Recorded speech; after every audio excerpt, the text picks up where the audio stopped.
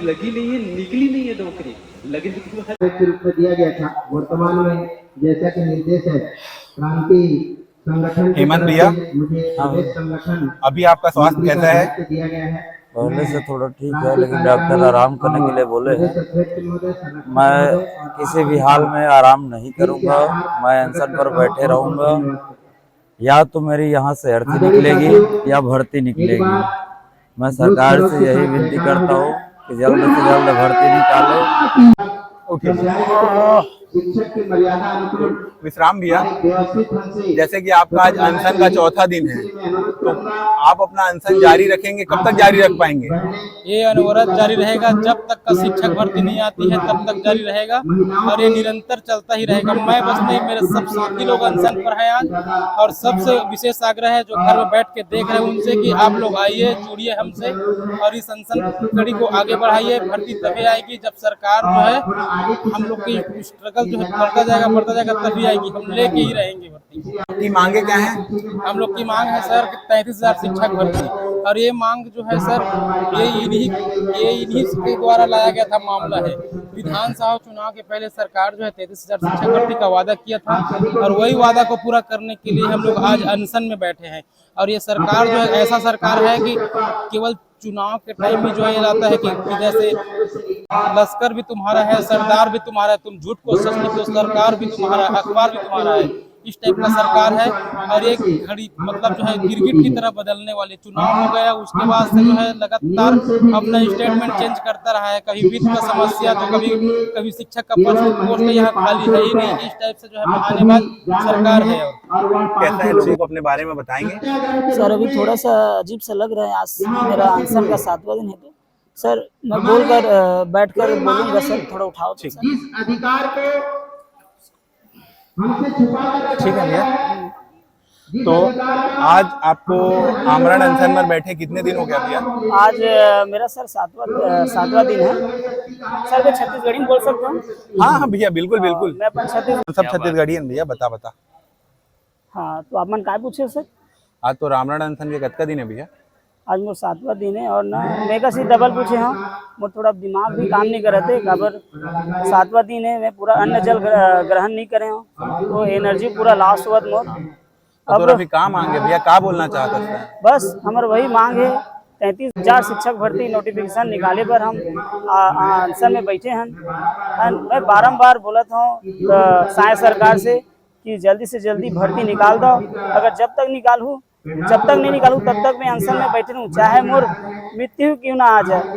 अगर मोर मृत्यु आ गए तो भी मुझे खुशी है, लेकिन मोर संगवारी मन के, मोर साथी मन के बिल्कुल ही सरकारी नौकरी लगना ही चाहिए, है ना। और यदि मोर कहीं अनशन करत मोर जान चले गए तो एक पूरा जिम्मेदारी बीजेपी सरकार, साय सरकार उठाए। इतना दिन अनशन में बैठे हो गए, एक जन भी पूछैया नहीं आए वोट मांगे पर, तो वह हमारे उनके पैर छुए लावा हर युवा जगह आवा। वो हमारे ओपी चौधरी जिला में अपन आइडियल मानता, वो तो आती एक दिन हमारे DED संघ धरना स्थल में उता में हालचाल पूछती, तो भी एक बात होती, वो भी नहीं आवते। तो ऐसे में मैं जब तक मोर मांग पूरा नहीं तब तक मैं अपन अनशन में बैठे हूँ, और पूरा अन्न और जल के पूरा त्याग करत हूँ और कर चुके हैं। मैं अमन यादव, छत्तीसगढ़ प्रशिक्षित DED संघ का रायपुर जिला अध्यक्ष, समस्त बीजेपी के कार्यकर्ता और जो हमारे प्रमुख नेता है उनसे आग्रह करता हूं कि कृपया आए।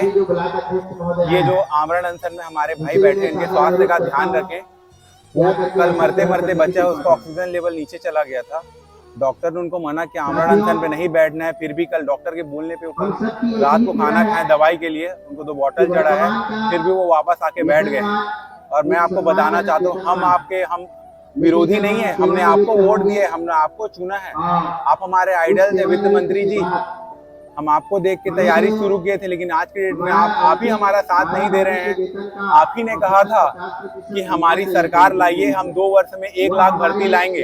आप ही ने कहा था कि 78,000 शिक्षक भर्तियां खाली है। आप ही लोगों ने विधानसभा में कहा था कि लोकसभा चुनाव के पहले हम 33,000 शिक्षक भर्ती लाएंगे, लेकिन आप अब ये चुनाव होने के बाद में आप भी दूसरी पार्टी की तरह, जिसका आप खुद विरोध करते थे, उनकी तरह कार्य कर रहे हैं। हम किनके पास जाएं बताइए? अब वो तो बोलते हैं कि आपने जिनको जिताया उनके पास जाइए, और सही बात है, हमने आपको जिताया है, हमने आपको वोट दिया, हम आपकी जनता हैं, हम आपके विरोधी नहीं हैं। कृपया हमारी मांगों को सुने, और हमारी मांगे जायज, हम कुछ आपसे अलग नहीं मांग रहे, हम सिर्फ आपसे आपकी गारंटी पूरा करने बोल रहे हैं। जो मोदी जी की गारंटी आपने घोषणा पत्र में हमें दी थी, 57,000 शिक्षक भर्ती करना, जिसका 33,000 शिक्षक भर्ती जो आप बोले थे अभी करेंगे, कृपया उसका नोटिफिकेशन जारी करें। और इनमें से अगर किसी भी हमारे भाइयों को अगर कुछ हुआ तो उसके जिम्मेदार जवाबदेही सरकार की रहेगी। धन्यवाद। मैं ललित कुमार साहू, सचिव छत्तीसगढ़ प्रशिक्षित डीएड एवं बीएड संघ। मैं सरकार से इतना निवेदन करता हूं कि आपने जो विधानसभा चुनाव के पहले हम सब युवाओं के लिए, जो डीएड और बीएड प्रशिक्षित अभ्यर्थी, उन सब युवाओं के लिए आपने जो 57,000 शिक्षक भर्ती की घोषणा किया था, हम उनसे आपसे निवेदन करते हैं कि आप उन पदों पर जो है जल्दी से जल्दी भर्ती निकालिए। आपने इस पर पहल भी किया और विधानसभा में 33,000 पदों पर भर्ती की घोषणा भी किया, लेकिन आज पर्यंत तक उस प्रक्रिया को जो है आप रोके हुए हैं। तो हम पुनः निवेदन करते हैं कि आप 33,000 शिक्षकों की भर्ती को जल्द से जल्द जारी करें, और उसी के लिए हमारे साथी आज आमरण अनशन में बैठे हुए हैं।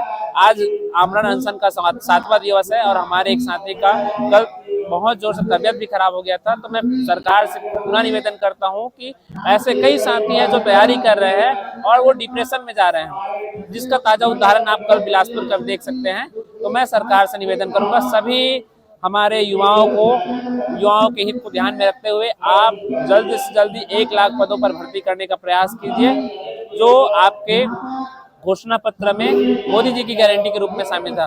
बहुत बहुत धन्यवाद।